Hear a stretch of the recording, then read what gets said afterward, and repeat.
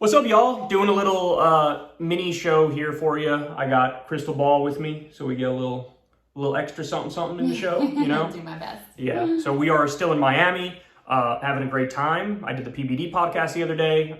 That was fun. It was good to get out of the echo chamber, go back and forth with people who don't necessarily agree.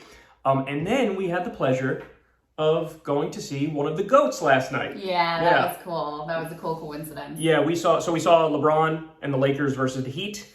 We took the kiddos with us, or two of the three. Yeah. One of them was too young and it was far too late. Yeah. But my son, who's 9, who'd never been to a basketball game before, oh my God. Oh, he was so into it. He was so into it. He was watching every moment like,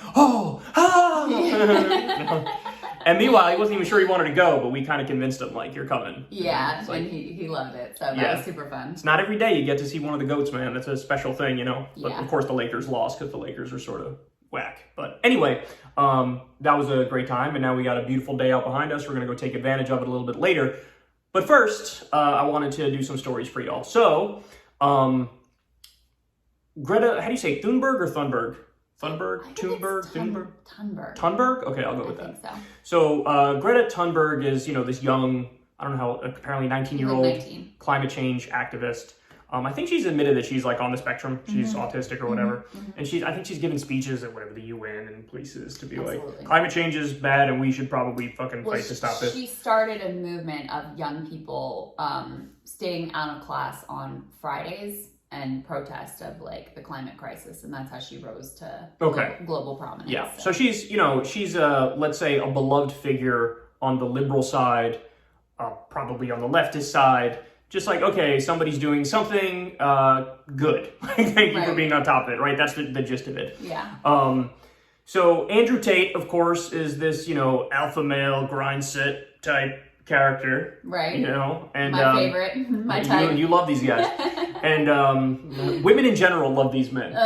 Women love men who will talk nonstop about their fucking cars and the money they make. You can tell by the fact that his audience is 99.5% male. Yeah, he's really going to tell you how to get the ladies, guys. Keep at it. Anyway, so Andrew Tate decided to take some shots at Greta, or I don't even know how you would describe this. So let me tell you what he said. He said, "Hello, Greta Thunberg, whatever it is. I have 33 cars. My Bugatti has a W16 8.0 L quad turbo. My 2 Ferrari 812 Competizione, what does that even say? Have 6.5 liters V12s. This is just the start. Please provide your email address so I can send you a complete list of my car collection and their respective enormous emissions." And then he has a picture of him with one of his cars. First of all, this whole thing is just like, look at me, right? Yeah. Like, that's the whole thing. Yeah. Like, I can't imagine, even in his own mind, he thinks he's some sort of like crusader for truth. I'm going to own the bad people ruining the planet. That's what I'm going to do. It's just like, look at me. I'm stunting on you.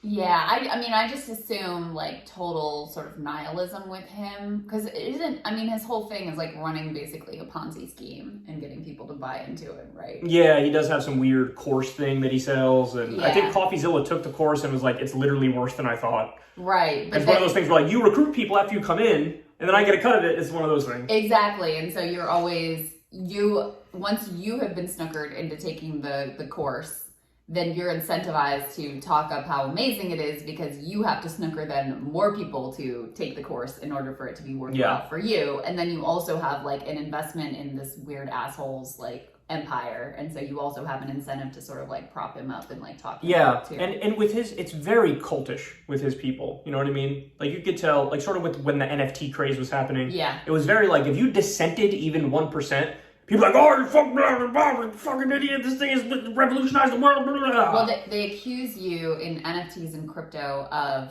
FUD, which is like fear, uncertainty, and doubt is what it stands for. And so there is this like cultish mentality around it, because it is also effectively a Ponzi scheme.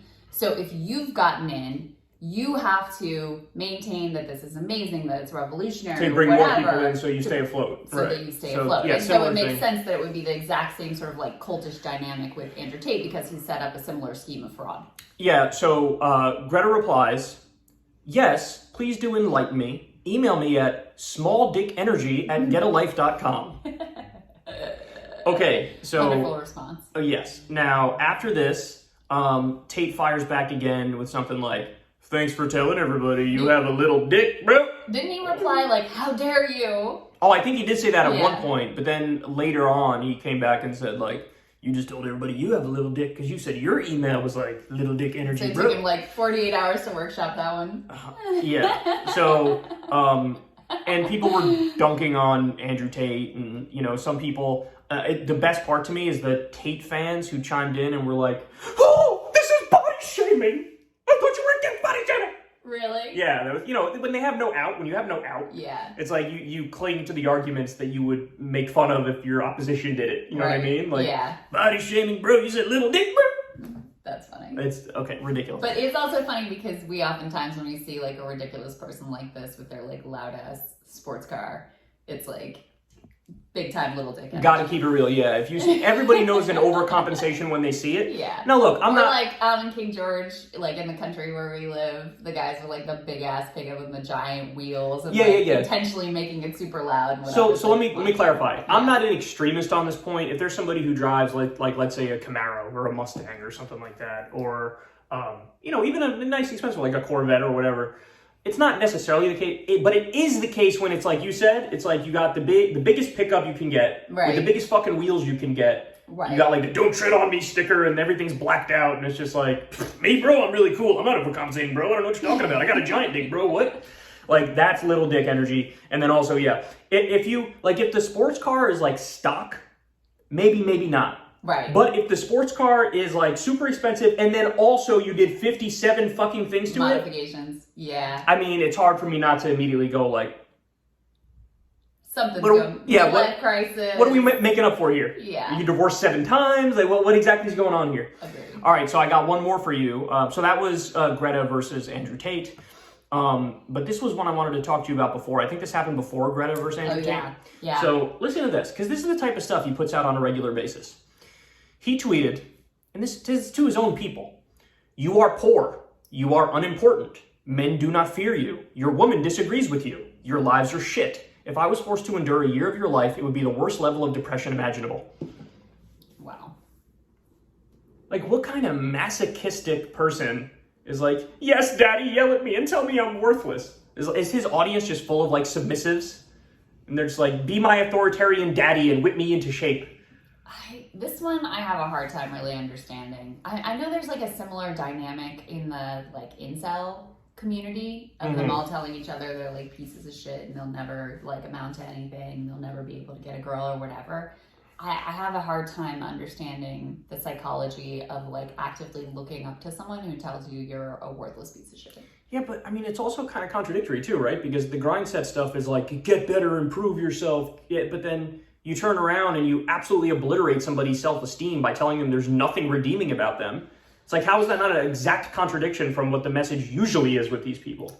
It reminds me of the dynamic of, like, an extreme version of the different dynamics you see with coaches at sort of any level of sport. Some coaches, they're all about, like, positive reinforcement, encouragement, like, supportive, you know, and not to say they're not ever, like, tough, but there's another school of thought which is this more sort of, like, military mentality of, like, you're a piece of shit, and, like, the way I'm going to motivate you is by effectively shaming you and telling you how terrible you are and what a like pussy you are, and that's going to be the thing to motivate you to get better. And I think some people believe that, and I just, you know, as a former athlete myself, that was certainly never what would motivate me. I was always hard enough on myself. I didn't need someone else to tell me that I was like a worthless piece of shit that would never amount to anything. Yeah, I mean, that's why leadership is kind of hard, because there's so many intangibles and there's different ways to do it, yielding different amounts of success. And, like, I think you have to mix the right amount of, like,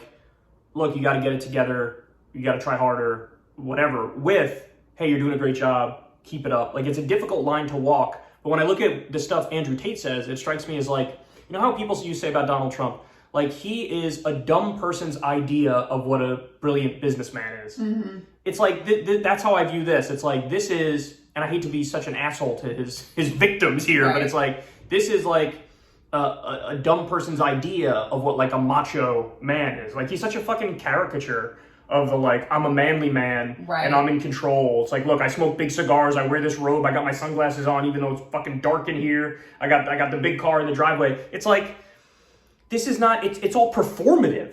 It's all performative.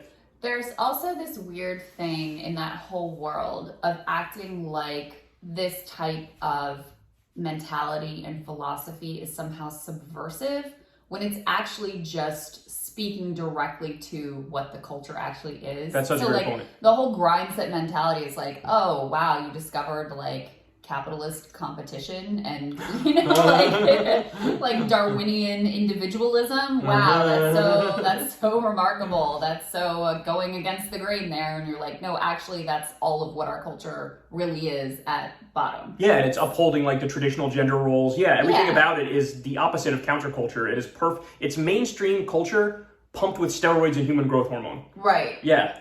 That's a great point. And they that's act a wonderful like that's point. somehow, edgy and different when it's like, no, you're just being extra the thing that already exists. That's so true.